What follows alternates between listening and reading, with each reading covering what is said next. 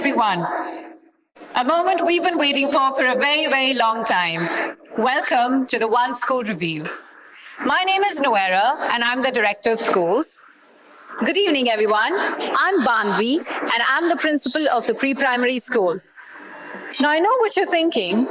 Is this the part where they give a long speech and we all pretend to listen politely? Don't worry. We've sat through events like that too, and we promise that this will not be one of them.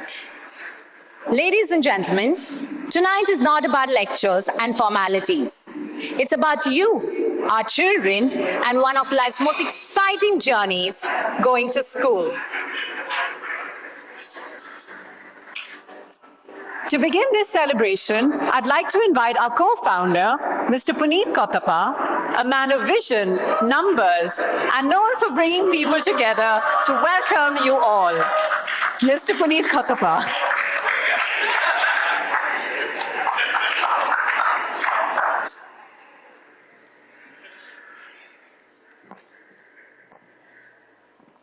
Never been hooted onto stage before, but thank you very much.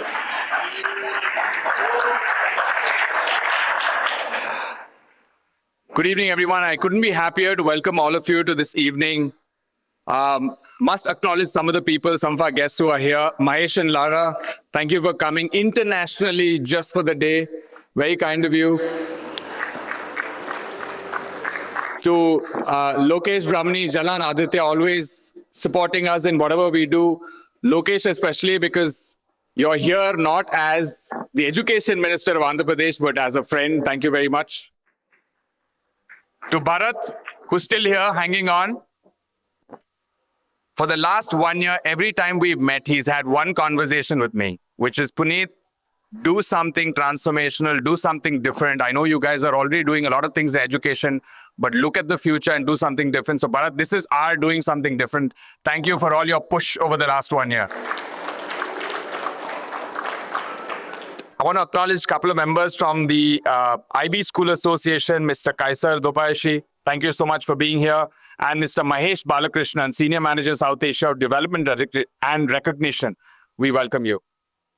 And to our multiple friends in the room who I've had, Sindhu has had, and also Sharni has multiple conversations over the last year about how school should be. Ever since we became parents, we always had conversations with all of you, and we all know what you want in a school, and we hope to build that in the next few years.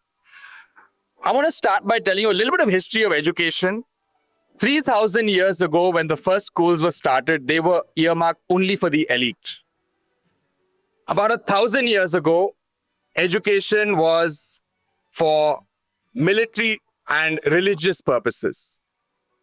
And today, we're in an education system that's about 200 years old. I say 200 years old because that's when the Industrial Revolution happened. So today's schools are for skilled, disciplined workforce that was needed for the Industrial Revolution. But ladies and gentlemen, today we're at the cusp of something very transformational in human history. I think it's an inflection point. An inflection point because I don't think the world is going to be the same.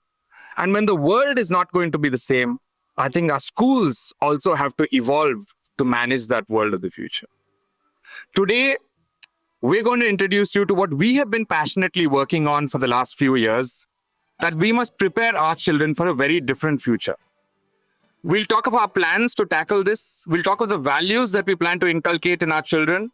Our core philosophy is that every child is unique. Every child is special. And it's a school's duty to make sure that they are the best version of themselves. And that is our core philosophy. So sit back for the next hour or so, and I hope you will take back with you a fresh perspective on schools and the future of our children. Thank you and enjoy your evening. Thank you, Mr. Puneet. And now let's begin unfolding the evening with something truly special. Lights off, please. I'm not one in a million. I'm the one. The one who wonders. The one who questions. The one who sees stories in the clouds. What is this place? This is your place, Ishan. A place for your questions, your giggles, your dreams, your voice. your big thoughts, and your little ones too. A world built around you. Is it okay if I don't like sitting still in class? You won't have to. Here, learning happens when you move, play, paint, build, and ask why. You'll explore, create, imagine, and discover. Because learning here doesn't sit still either.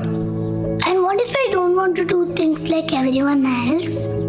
Then we learn your way. Some days through stories, some through science, some with your hands, and some with your heart. There's no single path, there's only your path. And what if I don't know what to do? That's the best place to start because wondering leads to discovering, and every question can open a new world. And what if I make mistakes? We really hope you do because that's how you grow. That's how ideas are born, how explorers begin, and how greatness takes shape. So this place is for all that? Yes, it's where your little ideas can grow big, where learning meets imagination, where play and purpose come together, and your questions will help you find your way. So, is this where I can dream? Yes, Ishan. Here you can dream, play, make, and try. And we'll be right here beside you. What if my dream is very big and silly? Then that's the best kind. Because big dreams begin with little steps. And you'll take them right here. And you'll believe in me? We already do. Because this is the one school. The place that sees you, not as one of many, but as the one.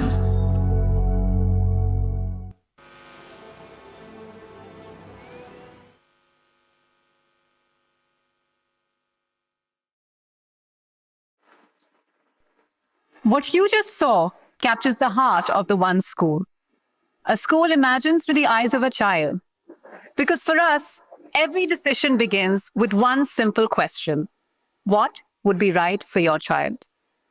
But this philosophy didn't just appear overnight. It came from a journey, a vision, and a moment where we knew education had to be reimagined. And tonight, we'd like to take you back to where that journey began, which is the genesis of the One School. To share the story, I would like to invite our co-founders, Dr. Sindhura Narayana and Ms. Sharani Pongaru, to take us through how the One School came to life.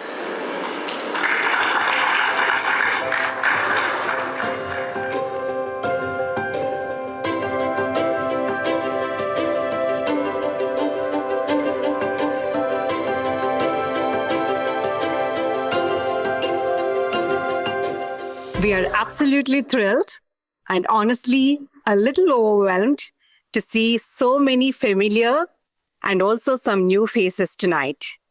Thank you so much for joining us as we share our story of the One School. When we think about the Narayana Group, we think about legacy built over decades. A legacy defined by academic excellence, by aspiration, and by the belief that every child should have the chance to rise. Almost all the memories of our childhood have been around students, teachers, and performance analysis.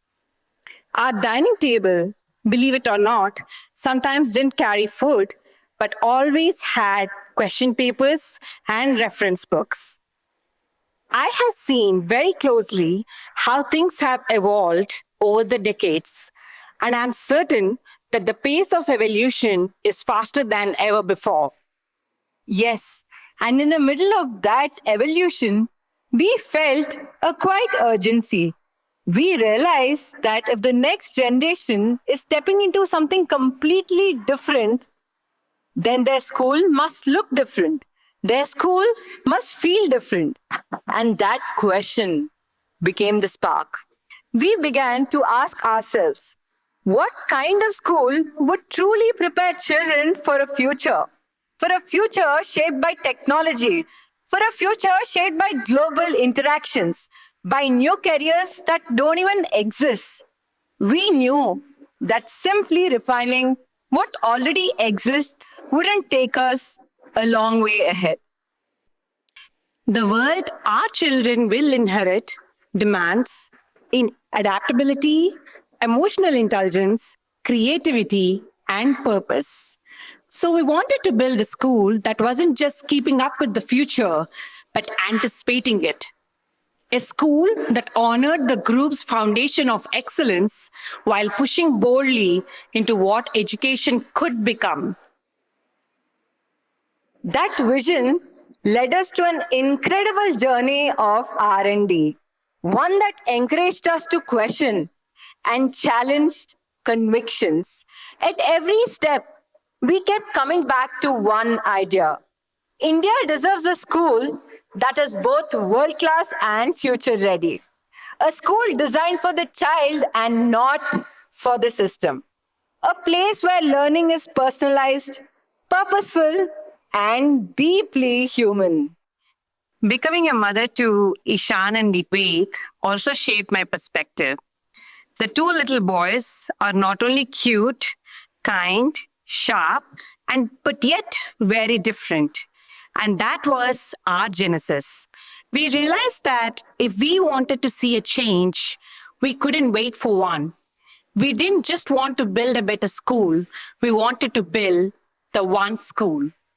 And that's how the one school began to take shape, not as an adaptation of the old model, but a new blueprint altogether.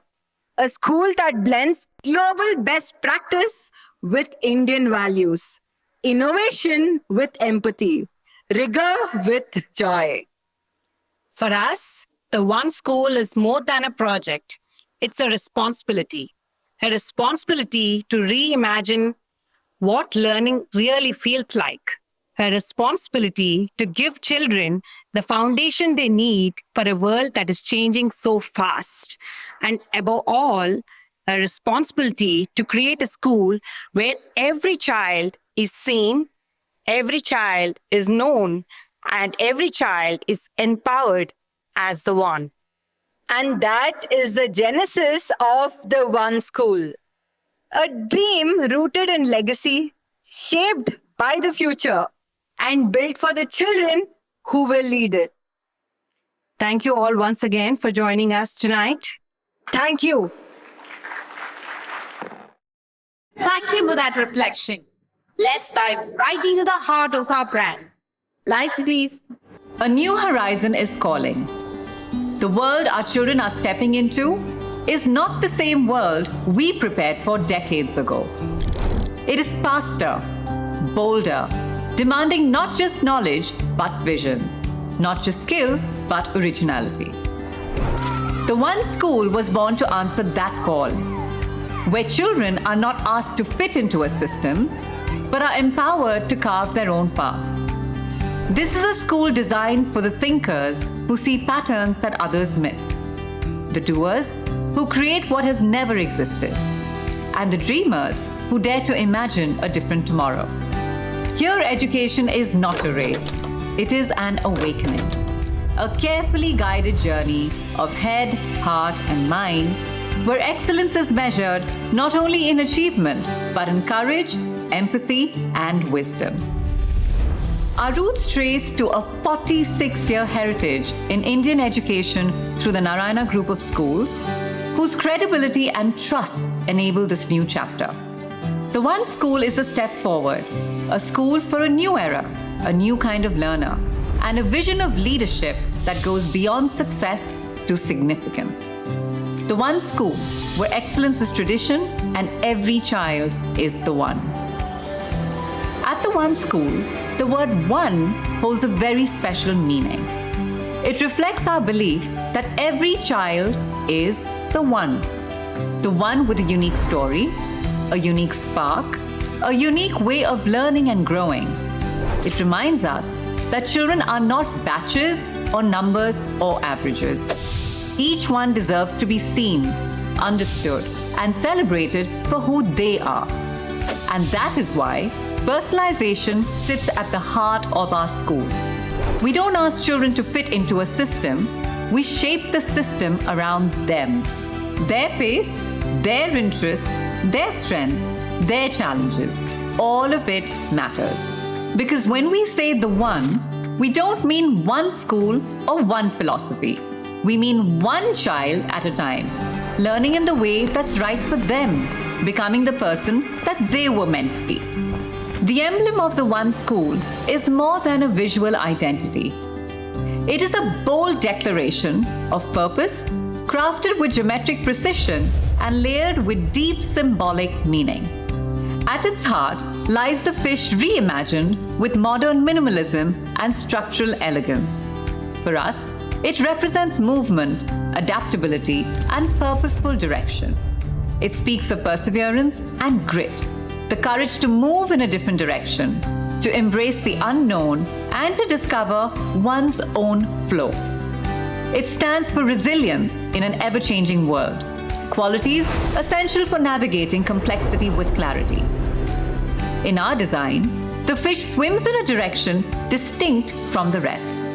It reflects the learner who questions, challenges, and forges an independent path. At the One School, we don't just accept individuality, we celebrate it. We nurture students who dare to be different, knowing that those who choose a new path often redefine the journey for others. The triangle is one of the simplest shapes in geometry, yet it holds profound meaning for the One School. Its base represents stability, the strong foundation of values, knowledge, and self-awareness on which every learner begins their journey. From this solid base, two sides rise and stretch upwards, symbolizing growth and exploration.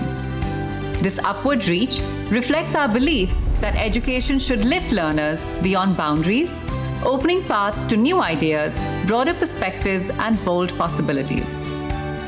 But the triangle is more than stability and growth. It is also transformational. From a single triangle, countless shapes and structures can be created, each unique yet grounded in the same form. In the same way, the One School nurtures every learner's individuality, helping them transform into their own distinct identity. The triangle mirrors the journey of our students, firmly grounded, yet endlessly adaptable. At the One School, our visual identity is as intentional as our educational philosophy. Color's not aesthetic, it is symbolic. It speaks before words do. Burgundy carries the weight of heritage, the authority of tradition, and the quiet strength of enduring values. Once favored by nobility and scholars, it speaks with dignity, measured in tone, yet unmistakable in presence. Its depth commands respect, not through show, but through substance. For us, it honors the legacy of the Narayana Group, a legacy built on discipline, excellence, and trust. It reflects tradition, resilience, and the substance of earned success. In choosing Burgundy, we affirm that while we innovate boldly, we're anchored in generational strength. Gold, in contrast, signifies illumination, achievement, and realized potential. Across cultures, gold is the color of value, wisdom, and excellence. It represents that which is most precious and extraordinary. In our context, gold is a mirror to every child's inner brilliance. It symbolizes our belief that within every learner lies something rare, and that our role as educators is to uncover, refine, and elevate it until it shines with purpose and distinction. Together, burgundy and gold are not just hues, they are a visual philosophy. Burgundy speaks to our roots, gold to our aspiration. One grounds us in tradition, and the other propels us towards a luminous future. They reflect the essence of the One School, rooted in legacy, designed for the future, and lit by brilliance.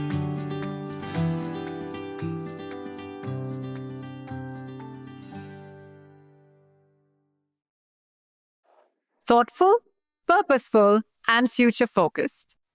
Before we move to the next segment, we're going to take a small 1-minute break for setup. Because at the One School, we believe that meaningful change begins with meaningful conversations. The ones that shape how we think about learning, parenting, and raising children in today's world. And to lead this thoughtful exchange, we're joined by three remarkable voices, Mrs. Lara Datta Bhupati and Mr. Mahesh Bhupati, in conversation with Mr. Puneet Kotapa. A former Miss Universe, a celebrated actor, and someone who's carried each chapter of her career with remarkable grace, intelligence, and purpose. Over the past 24 years, Lara has built a multifaceted career across modeling, cinema, and global advocacy. She represented India on the world stage as Miss Universe and went on to serve as United Nations Goodwill Ambassador for more than a decade, using her voice to support meaningful social causes. In the film industry, she's recognized for her poise, her wit, and her standout performances. She later expanded her creative journey into film production, adding yet another dimension to her artistic expression. She's also been an advocate for wellness and mindful living for many years, creating accessible programs including prenatal yoga that have supported and guided countless families. Beyond her professional accomplishments, Lara brings a thoughtful and grounded perspective to parenting. As a parent herself, she often speaks about raising children with empathy, balance, and awareness in an increasingly fast-paced world. She's someone who leads with both intellect and heart, and we are honored to have her here with us tonight. And Mr. Mahesh Bhupati, a name that has become synonymous with excellence, perseverance, and quiet strength. A global tennis champion and sports entrepreneur, but more than that, someone who truly understands what it takes to build discipline, mindset, character, and heart. I've known Mahesh for as long as I can remember. Our families share a long, warm connection, and we grew up as family friends. Even in those early years, whenever he came to Chennai to participate in tournaments, I always thought he was wired a little differently. Because while the rest of us were caught up in the noise of growing up, discovering music, trying to look cool, and figuring out our teenage crushes, Mahesh was out there befriending trophies and busy collecting international titles, long before any of us truly understood what commitment and discipline looked like. He believes that a champion's mindset isn't just about talent alone. It's about resilience, commitment, and the courage to keep showing up again and again. And that's what I've always admired about Mahesh. That quiet, relentless pursuit of excellence that still defines him today. As parents to a beautiful teenage daughter, Saira, Lara and Mahesh bring two complementary perspectives on parenting. One, shaped by ambition and excellence, and the other by reflection and purpose. So please join me in welcoming them both, along with Mr. Puneet, as we begin the conversation on parenting.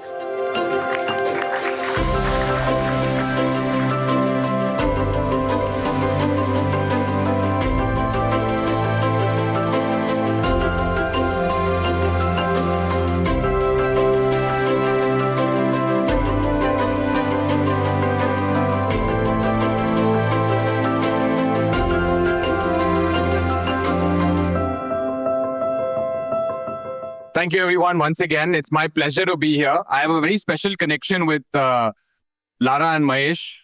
We've spent our formative years in Bangalore. And the three of us moved out at the right time. Otherwise, you've been stuck in a 2-hour traffic jam here, sometimes even on a Sunday. I want to ask you my first question to both of you. Both of you have been very successful in your respective fields. And I want to take you back to the time you were in school. But tell me honestly, how did the education system then that you went through affect your career choices? Because it must not have been easy to choose your career in modeling or acting or sport in the education system that we have today. And maybe we can start with you, Lara. Thanks, Puneet. Good evening, everyone. It is an absolute pleasure to be in Hyderabad. I always wish whenever I come to this city that I would be able to spend just a few days longer, but my visits always end up being these really quick, short stop visits. But it's really fantastic to be here. I'm very thrilled to see everybody who's here in the room today. And I'm a little frightened by that introduction that I got. It was such an illustrious introduction. Now I feel like I have to live up to something very big. So, Puneet, between Mahesh and me, you actually have a very good example of hybrid parenting where schooling is concerned. Like you said, I grew up in Bangalore and I went through the classic convent educated ICSE syllabus. So I did a very conventional schooling in my life. And Mahesh never went to school. So as parents, we both have an interesting dynamic and take on the schooling that we put our daughter through and the things that we wanted to, sort of have her to inculcate in her through her schooling career. But tell me that, Lara, I wanted to know the school, did the school that you went to, Frank Anthony Public School in Bangalore, ever help you in your career choices that you made? No, I was telling Smita this morning when she picked me up from the airport, I ended up doing a BA in economics. I mean, everyone has seen how that's turned out for me, right? Because we never really had those many choices available to us. We went through, I think for us, it was a conditioning that our parents kind of passed down to us. It was get good grades. It was the conventional schooling system. I was told that I would do ICSE because that's what my mom did, what my two older sisters did. And I went through that same system. And then by the time you graduate from 12th standard, the only options available to you at that time were arts, commerce, science. And that was it, So you kind of towed the line and went the conventional way. But for all of us, my older sister, who's older than me, was the first woman helicopter pilot in the Indian Air Force. She did commerce as well. I ended up having the career that I had. So we obviously chose very unconventional careers finally, even after going through a very conventional education system. Mahesh, I want to continue with you. So Lara already spilled the beans, went to school. And I didn't know that till 2 days ago when I spoke to you. But tell me, did you miss going to a normal school? And how was your childhood not at all attending school? I'm assuming your whole life was centered around playing tennis, right?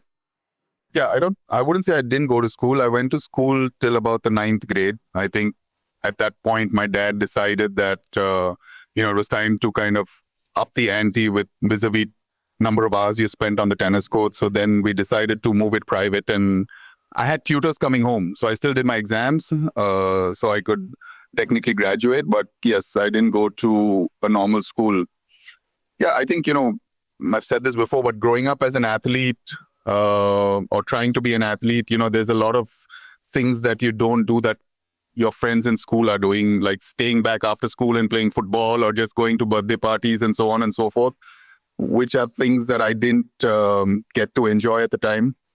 But, if I look back today, I probably missed it at that point and I was upset at that point when I wasn't allowed to. But if I look back today, there are no regrets at all.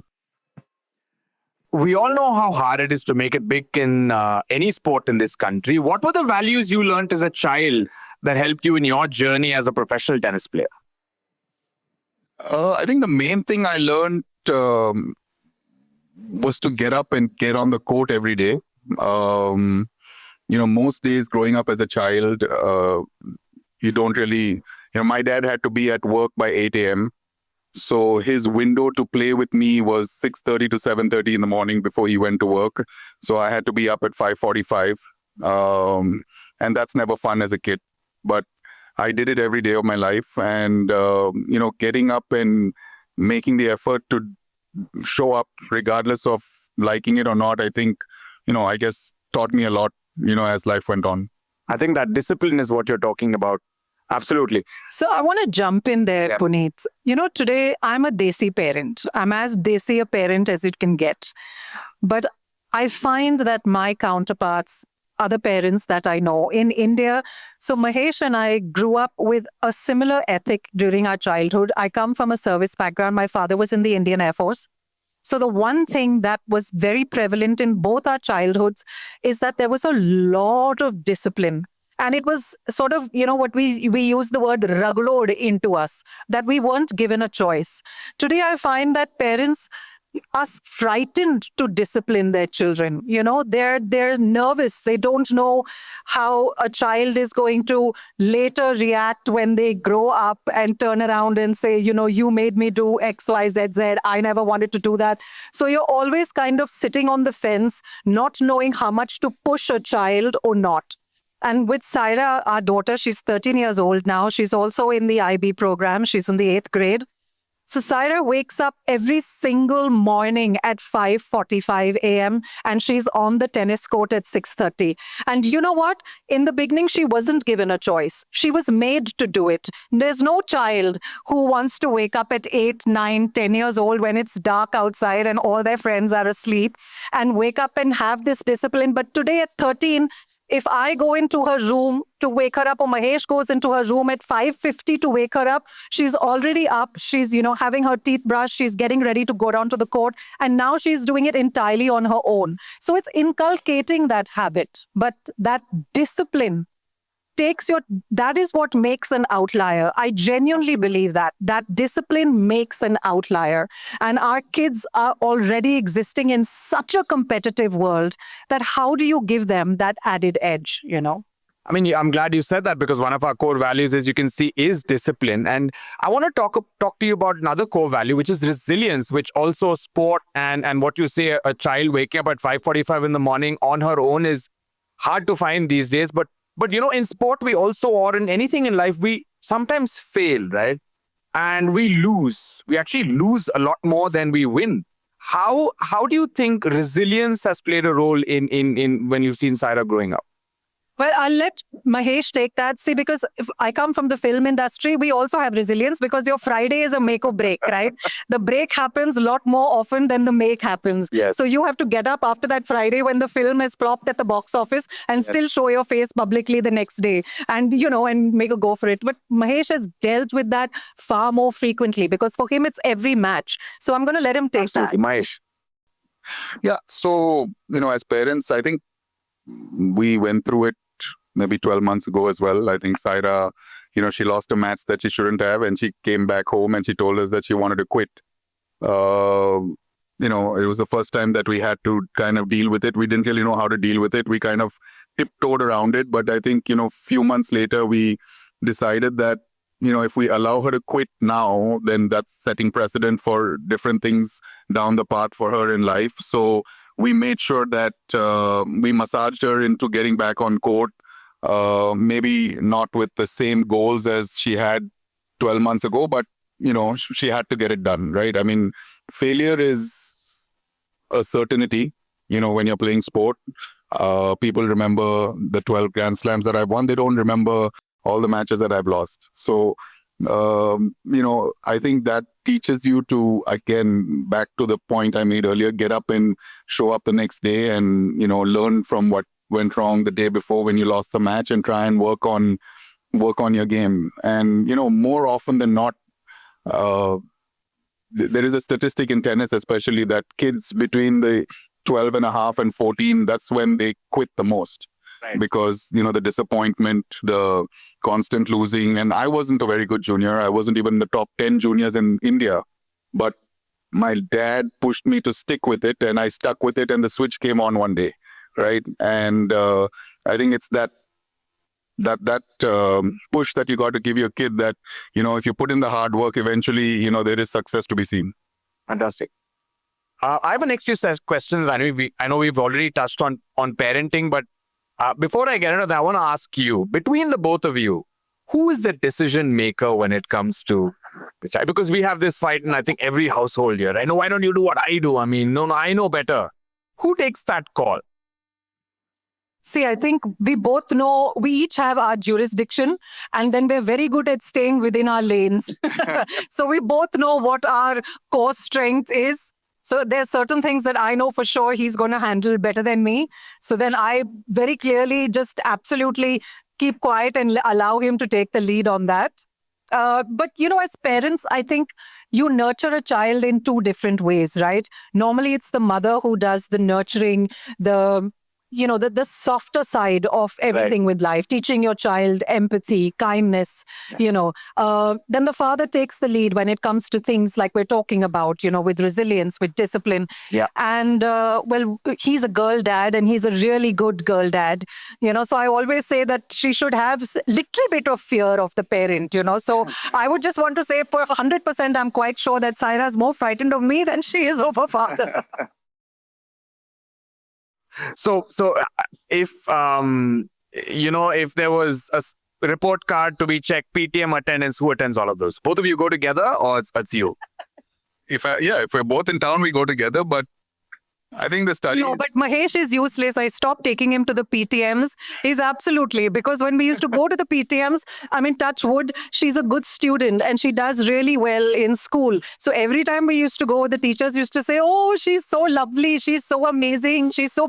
And then Mahesh goes, he'll get up and then loudly enough for the teacher to hear, he'll say, oh, tell me something that I don't know. It's a waste of my time. Why am I coming here? I know this about my kid. I have a serious question for the both of you, and many of us in this room have a very similar issue that we face at home, because we both, Sindhu and I at least, travel a lot and we have work commitments. We both work, and you both have very busy careers that include travel and work commitments. What would you say are non-negotiables when it comes to parenting? Is it like you never miss a performance in school, never miss a PTM? Is there anything that is non-negotiable no matter where you guys are? This is what we will do as parents? I think from my side, it's never missing a birthday. Other than that, missing a performance in school, I mean, there are many of those, or a PTM. I just missed one, I think, last week. Yeah, but I think for us, Puneet, when Mahesh and I met each other and we decided to get married and all of that, I think he, more than me, was very clear that he wanted kids. And not that he just wanted kids, he was very clear that he wanted a daughter. So no pressure on me, right? He wanted a daughter. Nothing else mattered. But both of us decided at that point of time that if we had a child, that at least until the time that she was 12 years old, that she would never be on her own, that she would never be without at least one of us there. Right. So, and I think that we managed that really well through our careers. I shot multiple films and series. I mean, he did tremendous amount of work, but we always made sure that we prioritized each other's careers, but she was our first priority. And we always made sure that one of us was constantly with her. That means you must have made some sacrifices, changed schedules, and made sure that one of you is that. See, do you have I don't know if I should ask, but do you have help at home? Do you have in-laws or parents like we all do helping out? No, How does that work? we don't live with our, he doesn't live with his in-laws, neither do I live with mine. But we do have aunts, and both my sister and Kavita, who's here, who's Mahesh's sister. And it takes a village, right? There's no way to raise a child on your own. It takes an absolute village, and we're really grateful to have that. The other important question I had for you was, what are the considerations? I know you guys used to send Saira to a school in Bombay and then you guys moved to Dubai. Tell me the things you considered before making a choice of a school. What was most important? Is the curriculum, the teachers, the alumni? What were the few things that were on top of your mind when you said, I want to go to this school, I want to send my child to this school? So I think, we're pretty easy parents when it comes to that. I mean, we recently moved to Dubai, I think 4 years ago. And when we were scouting for schools, we went and saw a bunch of schools, including the really so-called difficult ones when it comes to education, prestigious ones and fun ones, if you want to call it. And to be honest, we let her pick, right? I think, we were just comfortable with the teachers, I think. And then, we allowed her to pick because at the end of the day, it's very important for us that she's happy. It was also moving to a new country. And I think we made the right decision. But we don't kind of enforce too much on her because also she, unlike most kids that I know, she works very hard because she's trying to, pursue something that nobody else except me knows how hard it is and how much work she has to put in and how much disappointment she has to deal with. So we give her a lot of flexibility when it comes to these decisions. But I want to add, during her formative years, so when she was in kindergarten and the primary school, I think for me, one of the key factors was the values that the school had. Right. So the value system that existed in the school was really, really important because those are the foundation years for a child. And it doesn't matter what values you inculcate at home, the child spends so much time in a learning environment with other children that I feel it's important to have some sort of symmetry or alignment with whatever our values are as a family for her to grow up in an environment like that. And so it was the value system that the school held. And I just, she didn't start off. So she was at the Ambani school in Mumbai, since that's where we were. And Ambani was initially an IGCSE school, which is now, converted into a full IB school. But I loved the fact, and I just want to say that for me, as a parent navigating the IB system with her, I remember when Saira was in 5th grade, one of the things that they did is that they asked the kids to create a virtual stock account for themselves, choose the stocks that they wanted to invest in. They had virtual money that was provided to them. So they would then, assess their portfolios every 3 months and see how they've performed. So they picked their stocks. They learned, how it works, how the stock market works. I didn't learn that till I was 30 years old after being, a commerce graduate. No one taught me life skills like that, which I think is so important to just empower our kids with today. So that's the one thing that I really love about the IB system. It's really teaching you how to exist, how to apply education that you might learn out of a textbook, but to apply it into the real world. And we couldn't be happier for the choice that we made for her with school. Fantastic. And then after the next 5 minutes, I will open up this conversation to anybody who has questions in the crowd. So if you do have anything, please keep it ready. My next bit, I want to talk a little bit about the early years. When I was growing up, we thought the early years was, A, B, C, D and nursery rhymes. And, my dad, in fact, was so disengaged. He didn't know which grade I was until I was in 7th or 8th. But now parenting and schools have completely changed. And we always thought that education was very important at a higher level, which is your board exam or your 12th standard. But tell me this, how important were the early years growing up? Because that's when we develop habits. We give them the values, we give them the principles, and give them that champion mindset that sometimes if you start at a very young age, we've seen my wife insists always that, they should be given all these values at a very young age so that will serve them for the rest of their life. So how were you, because we're starting this school that is an early years school, and I would love to hear from you how you managed Saira when she was 2, 3, 4, 5, 6. No, as you said, all those qualities mentioned, right? I mean, I've been talking to Noera about, bringing up kids, and especially in the early years. I think, for Saira, it was always going to be a little difficult because both her parents are known and have achieved similar stuff in their respective fields. So, we wanted to make sure that the right values were created around her.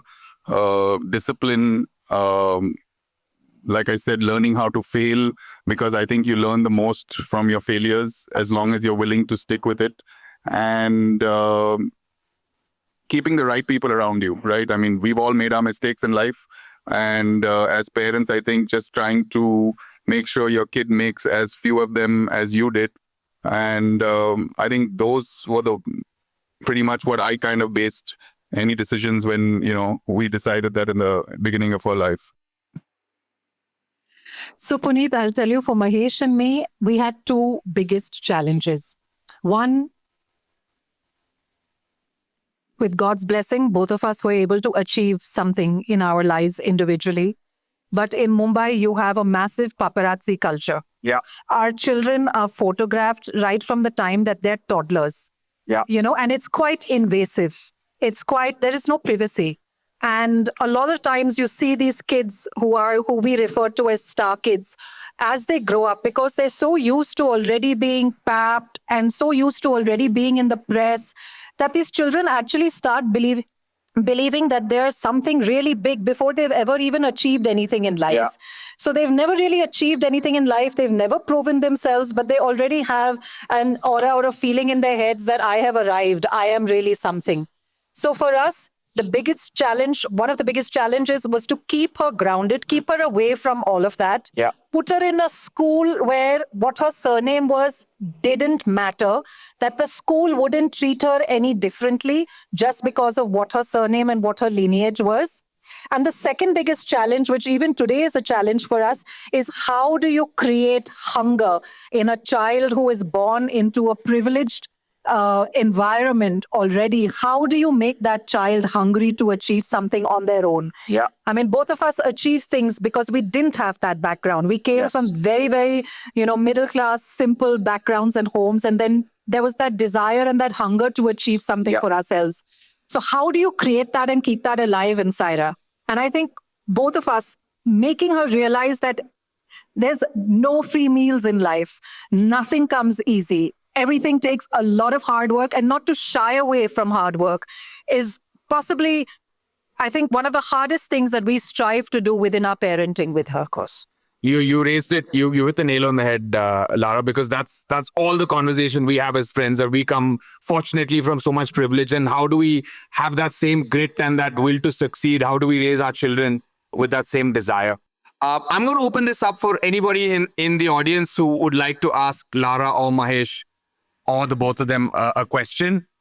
You can maybe raise your hand, and then we will get a mic passed over to you. Hi, Lara and Mahesh. I'm Sri Charan. I run a student community called Student Tribe. We are close to 1 million students now. So we help students with job opportunities in the age of 18 to 24. I'm a father of 2 kids. So I have a question because my elder one is around 9 now. There's a question which I just echo with you. I come from a middle class background and now bit privileged to give them good exposure and stuff. Physical health issues, we can spot it very easily. But these days, the kind of mental health issues which they go through as parents of a teenager now, how do you keep a track of it? Because suddenly in our work environment, we try to ignore few things.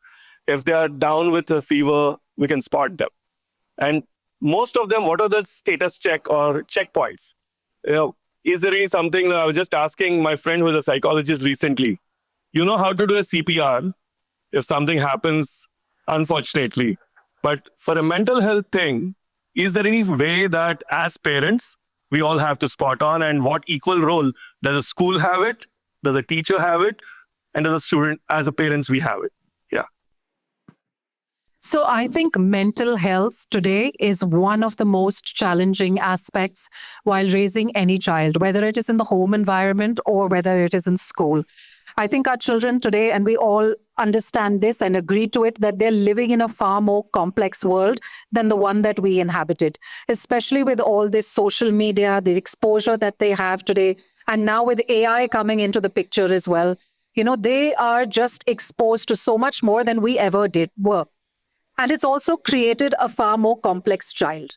So today you're seeing children who have, I wouldn't call them disabilities, I would say learning challenges. So more children with ADHD, more children with, just it's challenging for them to grasp a conventional system of education and to thrive within that. And I think the key things to answer your question, one is from school. I've found that in the last few years, there have been a lot of schools who've worked with children who have ADHD, who have mental health issues, but they still sort of isolate them. They treat them differently. They treat them with kid gloves, and the child immediately feels alienated because, now everybody knows, my friends know that there is an issue with me because the school is treating me with slightly more, and they don't want to feel that way. They want to feel like a normal kid, like any of their other classmates. And I think this comes, which it has to trickle down through the entire system. It doesn't rest just with the teachers, just with the faculty. It's also the mental makeup of that entire class of kids. It's learning, it's teaching kids life skills, emotional skills that go beyond just what they're learning in a textbook. So it's teaching them empathy. It's teaching them to embrace kids with different, kind of personalities that exist, without making those children feel like they're different from the rest. And it's the only thing that I can tell you is the one thing that we try and we've done constantly at home is that to keep an open channel of dialogue constantly in your home. So to make sure you're maintaining, and it's tough. I'm telling you, there are things that my daughter brings up, and I'm like, no, I don't want to hear this. But it's very important that a child feels that they have a safe space at home to come and talk about anything. And I think schools are doing that as well. They're creating these safe spaces for children where if you feel like you can't talk to your parent because you might be frightened, you can go and talk to a teacher, you can talk to a faculty member, or you can talk to a fellow student as well. But you need to be tuned in constantly. You really do, because the changes are so subtle. They're so subtle that most often than not, we don't pick up on it. So it is being slightly extra vigilant parents, but I think we live in an age where we can't really not be that vigilant. Hi, good evening. I resonate with one of the topics that you brought up is the PTMs tend to be very run-of-the-mill, very mediocre. And I feel that mediocrity has become the status quo. Oftentimes, schools are also hesitant to possibly convey to parents. And I think they're tiptoeing around the parents a lot more. I have my son's principal here as well. Mr. Rizwan is here, so he's heard me say this several times. But I kind of feel also that sometimes parents don't want to hear it. I don't think we're asking our children also to want to achieve higher than the status quo. And if we don't ask them to do it, the schools are not going to want to do it as well. So I think that conversation shift has to change. And that's why the schools are also kind of around that kind of a roadblock is kind of what I'm seeing. For sure, which is why you need the new age schools, right? And which is why this kind of a conversation is great, because here is a school that's at the threshold of starting this entire incredible new journey. And this is the feedback that they really need to hear. This is what's really going to make the school different from what already exists. I'm going to end this session by asking you one last question. And your daughter is now 13, 14 years old. So I would say you're experienced parents now. So what is the advice you would give to some of us who are lesser experienced parents? And we'll end with that. Mahesh?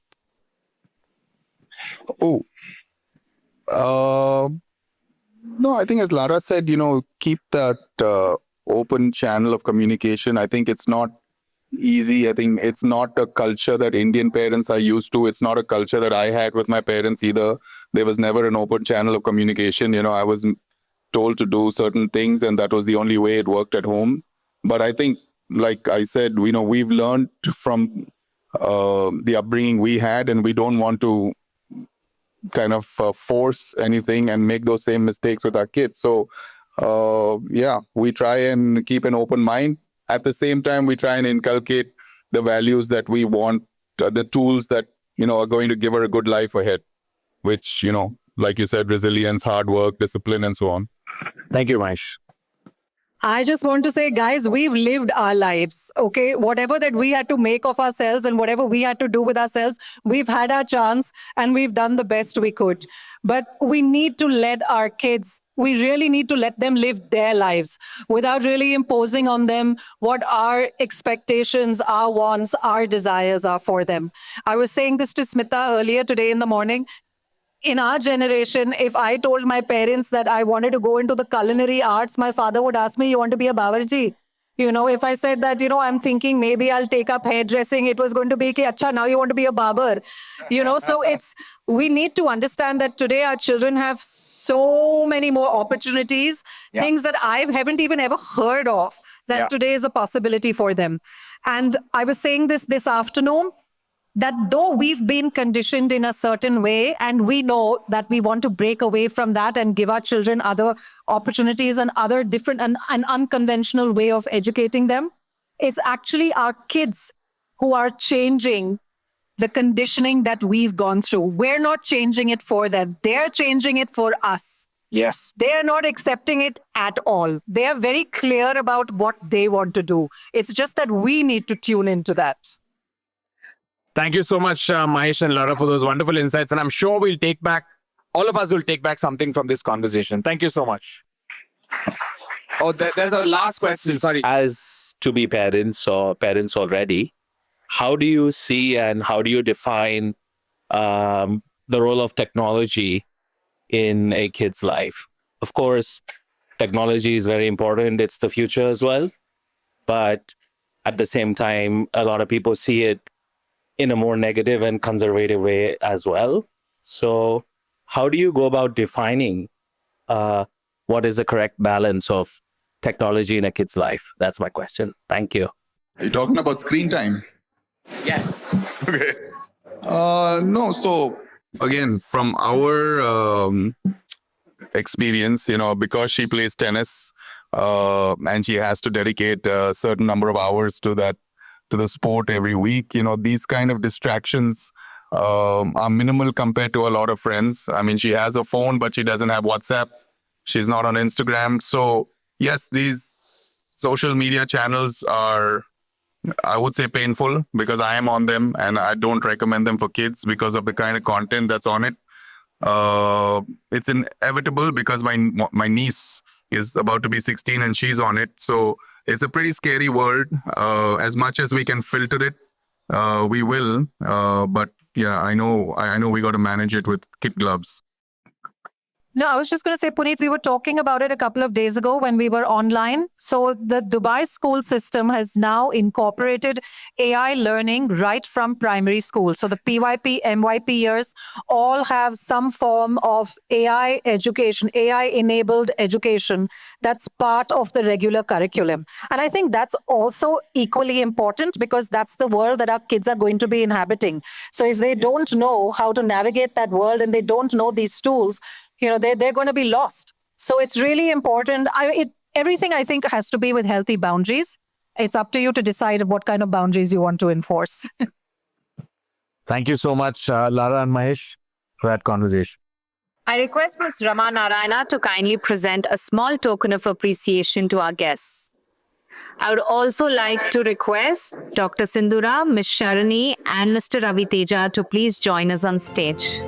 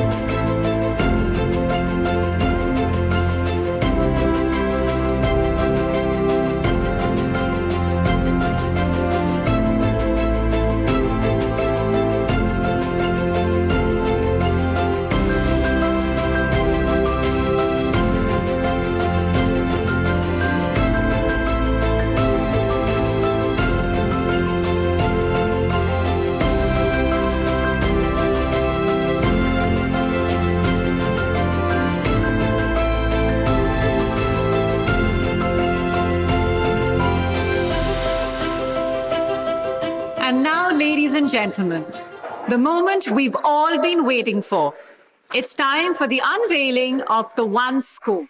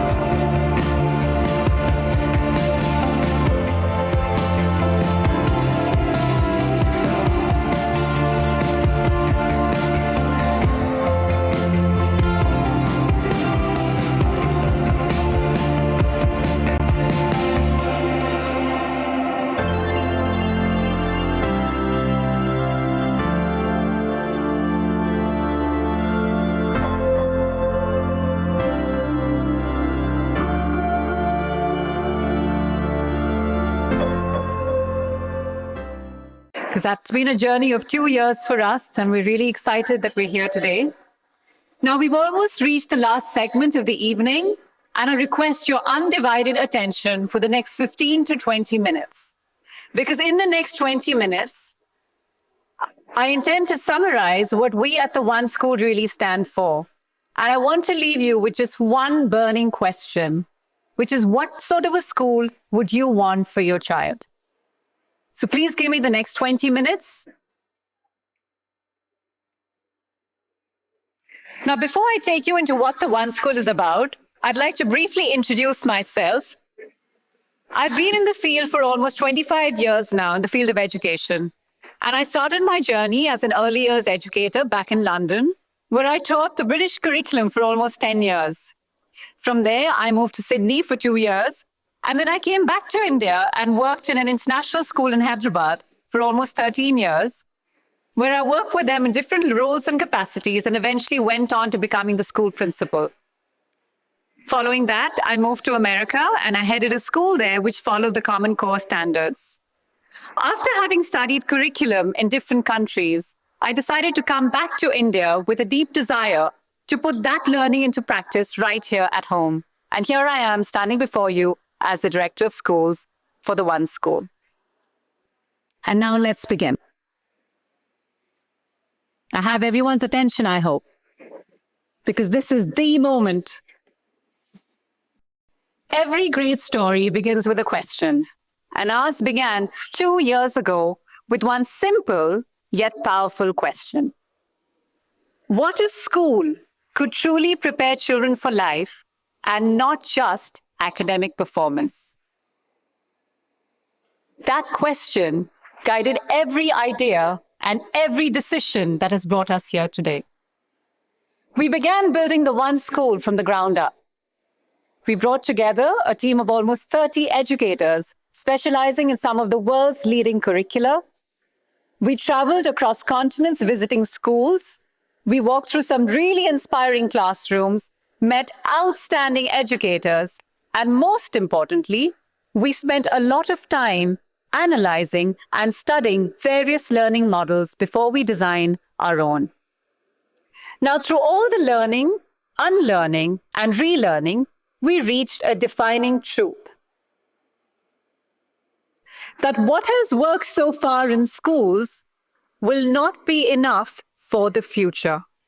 And our children deserve a lot more. That became our turning point, which is what we call the disruptive truth. The curriculum we follow today was built for yesterday, but our children are already living in tomorrow. The education system that's shaping millions of children today was created for a world that no longer exists.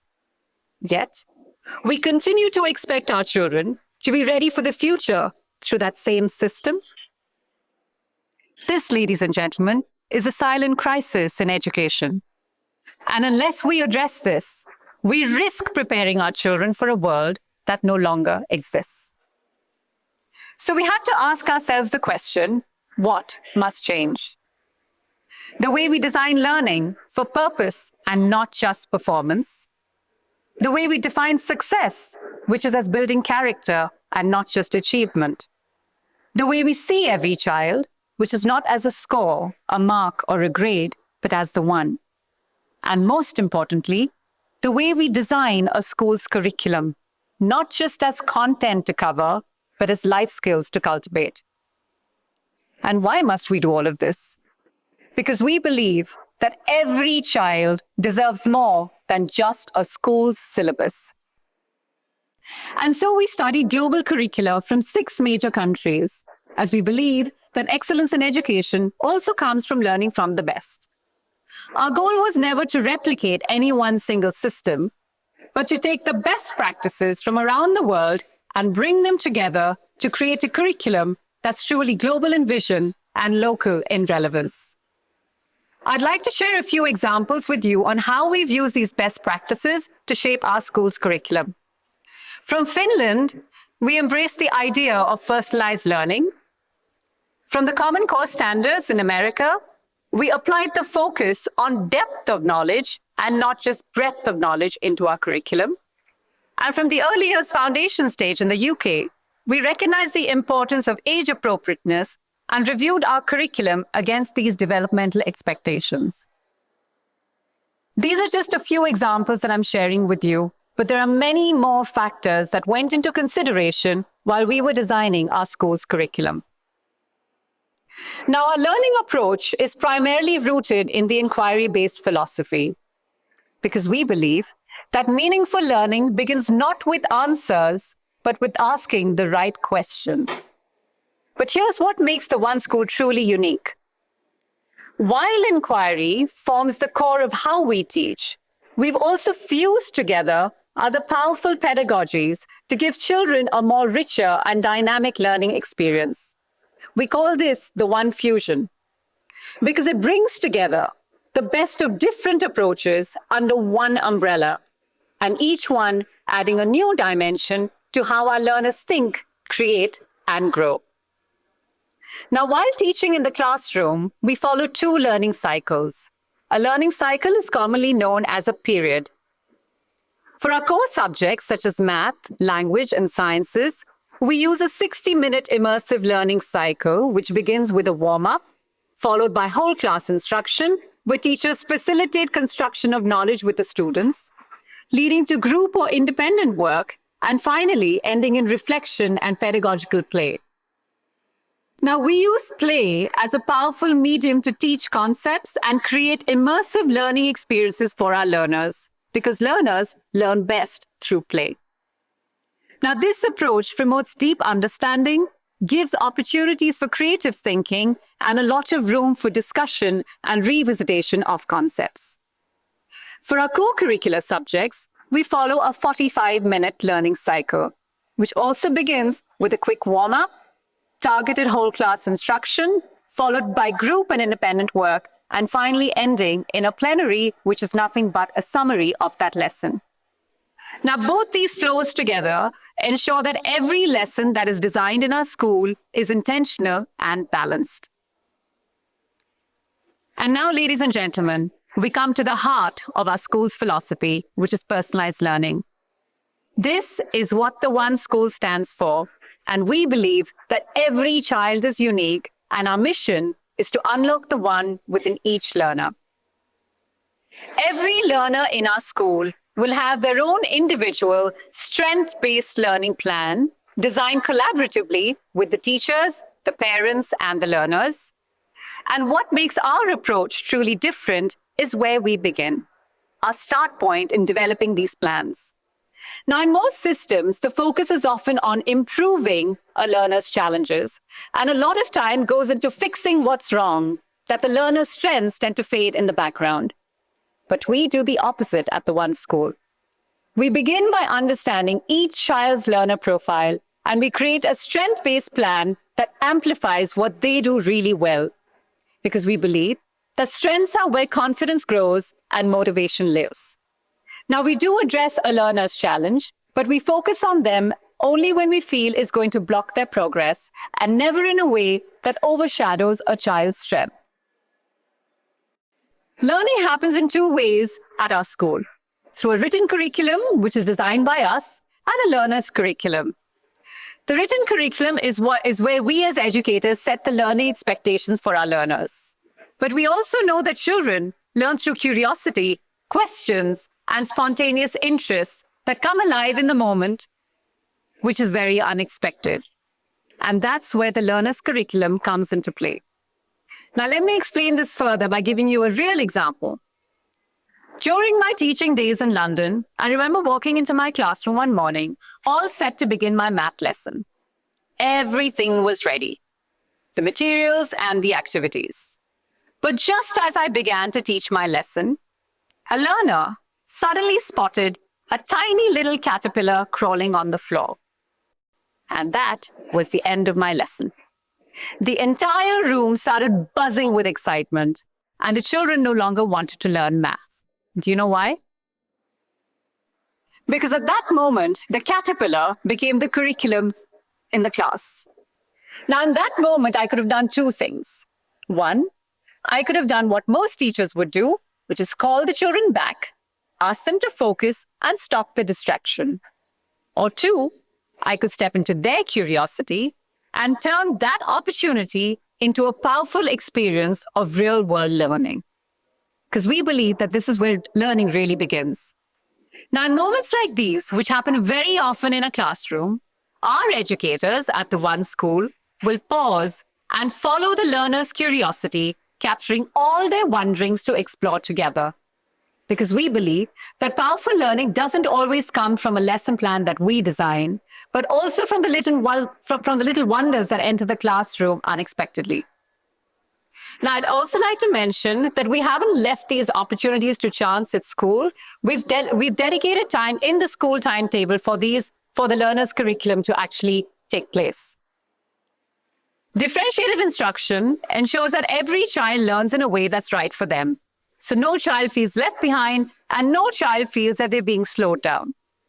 And one effective way to implement this is through what we call flexible grouping, where children are grouped and regrouped based on their skills and abilities, and sometimes also based on their understanding of concepts.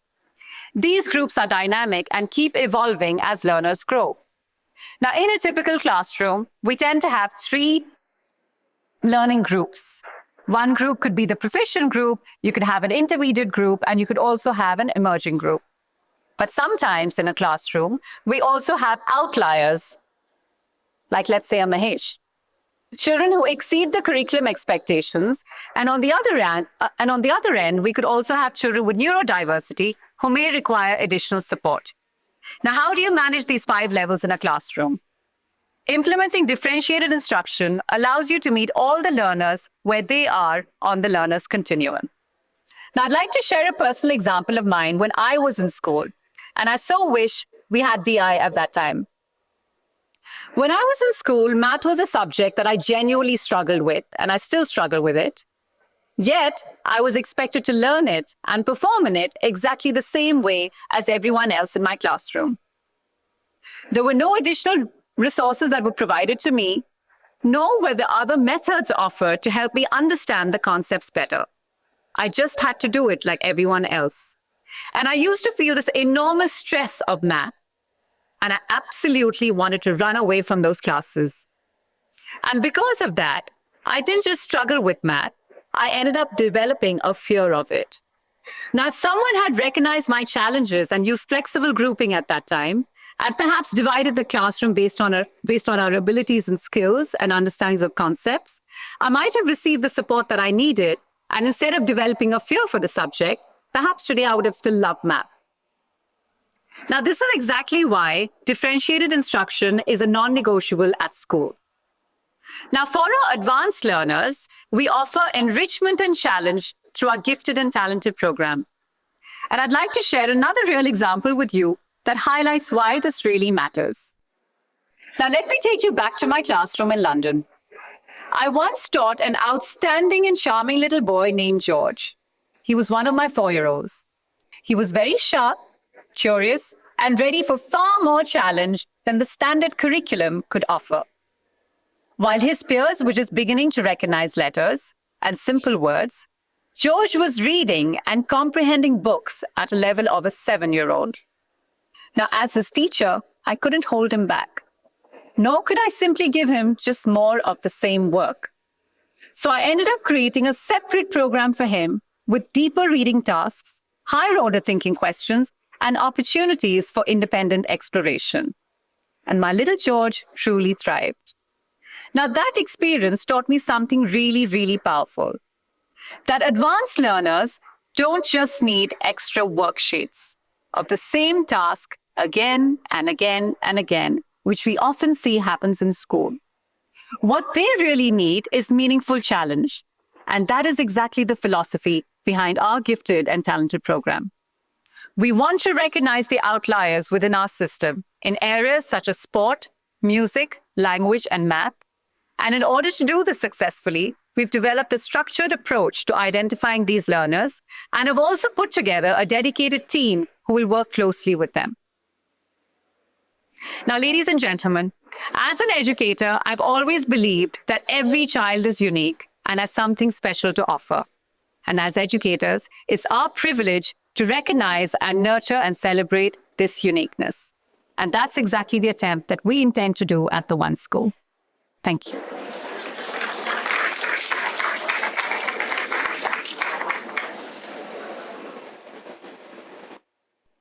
And now to introduce you to the team behind all of this, all the work that we've been doing for the past 2 years.